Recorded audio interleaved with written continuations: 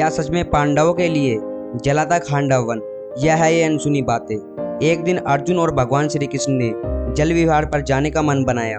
दोनों यमुना किनारे जल विहार करने लगे। काफी देर तक यमुना के किनारे जल विहार का आनंद लेने के बाद वे एक स्थान पर बैठे ही थे कि तभी वहां एक ब्राह्मण आ गया। ब्राह्मण के मुखमंडल पर दिव्य तेज तो था, लेकिन उसका शरीर जर्जर हो गया था। उसके शरीर की आभा और शरीर के बल दोनों में कोई समस्या ही नहीं था। इस कारण वह विचित्र दिखता था। आज की वीडियो बहुत मस्त होने वाली है, तो कृपया करके वीडियो में अंत तक बने रहे। और अभी तक आपने चैनल को सब्सक्राइब नहीं किया तो चैनल को सब्सक्राइब अवश्य कर ले। उस ब्राह्मण ने दोनों से कहा, मैं एक ब्रह्मभोजी ब्राह्मण हूँ, मैं लंबे समय से भूखा हूँ। आप दोनों राजपुरुष हैं, इसीलिए मैं आपसे भोजन की भिक्षा मांगने आया हूँ। मेरी भूख मिटाकर मुझे तृप्त करे। श्री कृष्ण और अर्जुन ने ब्राह्मण से कहा, हम आपकी तृप्ति अवश्य करेंगे। आपकी काफी दिनों से तृप्ति नहीं हुई है, अतः आप अपनी इच्छा बताए किस प्रकार के अन्न से तृप्ति होगी, हम उसका ही प्रबंध करेंगे। तब ब्राह्मण ने अपना राज प्रकट किया, मैं साधारण ब्राह्मण नहीं हूँ, मैं एक अग्नि हूँ। आप मुझे वही अन्न प्रदान कीजिए जो मेरी शिक्षा को शांत करने योग्य है। मेरी शिक्षा खांडव वन को खाकर शांत होगी, लेकिन मैं उसे 7 बार जलाने में असफल हो चुका हूँ। इस वन में तक्षक नाग और उसका परिवार रहता है, इसीलिए इंद्रदेव हमेशा उनकी रक्षा करते हैं। जब जब मैं इस वन को जलाने की कोशिश करता हूँ, तब तब इंद्रदेव मेरी इच्छा को पूरी नहीं होने देते। आप लोगों की सहायता से मैं इसे जलाकर सुधा शांत कर सकता हूँ। संसार के आपके अतिरिक्त कोई नहीं है और मेरी कोई सहायता भी नहीं कर सकता। मैं इसी भोजन की याचना करता हूँ। हे वासुदेव कृष्ण, आपसे क्या छुपा है? आप तो भली भांति जानते हैं कि मैं खांडव वन क्यों जलाना चाहता हूँ। मैं खांडव वन को ही जलाकर क्यों अपनी शिक्षा शांत करना चाहता हूँ। इसमें मेरा यदि क्या हित है तो पांडवों का भी हित सिद्ध होने वाला है। ब्रह्मा जी ने मुझे बताया है कि इसमें हमारा परोपकार होने वाला है और भविष्य में एक बहुत बड़ी घटना की पृष्ठभूमि लिखी जानी है। अतः आप कृपा करें, खांडव वन को जलाकर पांडवों को क्या लाभ हुआ यह तो हम भली भांति जानते हैं, पर इसमें अग्निदेव का भी लाभ था।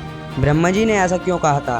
पांडवों का तो खांडव आगमन अभी अभी हुआ था, परंतु अग्निदेव 7 बार पहले उसे जलाने में असफल प्रयास कर चुके हैं। आइए आपको सुनाता हूँ महाभारत की वह अनसुनी रोचक कथा। उस कथा को समझने के लिए पांडवों की समस्या को भी संक्षेप में समझते चलते हैं, तब स्थितियां ज्यादा स्पष्ट होंगी। द्रोणाचार्य से शिक्षा लेकर कौरव और पांडव दोनों हस्तिनापुर आए तो प्रजा के मन में यह अभिलाषा जागने लगी कि युधिष्ठिर को युवराज नियुक्त कर दिया जाए। धृतराष्ट्र को अपने विश्वसनीय दूतों से इसकी भनक लग गई थी। वह दुर्योधन को ही सिंहासन पर बैठाना चाहते थे, लेकिन प्रजा का भी विरोध नहीं सह सकते थे। भीम इसमें बहुत बड़े बंधक बनते हैं, क्योंकि उनका समर्पण सिंहासन के प्रति था। वह प्रजा के अभिलाषा देखकर युधिष्ठिर को इसे सौंप सकते थे, इसीलिए धृतराष्ट्र ने एक बड़ी चाल चली। हस्तिनापुर युधिष्ठिर को राज्य के सबसे व्यर्थ समझे जाने वाले प्रदेश खांडव वन का राजा बना दिया। खांडवप्रस्थ तो वन के अतिरिक्त कुछ था ही नहीं। इस तरह भाग्य पांडवों को वीरान जंगल में ले आया, जिस पर तक्षक नाग और असुरों का आधिपत्य था। पांडवों को उस जंगल को साफ कर एक नया नगर बनाना था। अग्नि की उस वन को जलाकर खाने के लिए बेचैन थे। अग्नि को एक लंबी बीमारी से पीड़ा मुक्ति मिल सकती थी। अग्नि के रोग का खांडव वन से क्या संबंध है, इसे जानते हैं। श्रेतकी नामक एक धर्मनिष्ठ राजा थे। उन्होंने बहुत बड़े बड़े यज्ञ किए। उनके राज्य में सदैव यज्ञ होते ही रहते थे। राजा ने लगातार इतने यज्ञ करवाए कि राज्य के सभी ब्राह्मण थक गए। उन्होंने राजा के सामने विनती की, वे और यज्ञ कराने में सक्षम नहीं है, उन्हें विश्राम की आवश्यकता है। पर राजा श्रेतकी की इच्छा पूरी नहीं हुई थी। बल प्रयोग कर ब्राह्मणों से यज्ञ तो नहीं करवाया जा सकता था, इसलिए राजा को एक ऐसे पुरोहित की आवश्यकता थी जो यज्ञ की आहुतियां डालते और मंत्रोच्चार करते कभी थके ही नहीं। राजा ने इसके लिए भगवान शंकर की तपस्या शुरू की।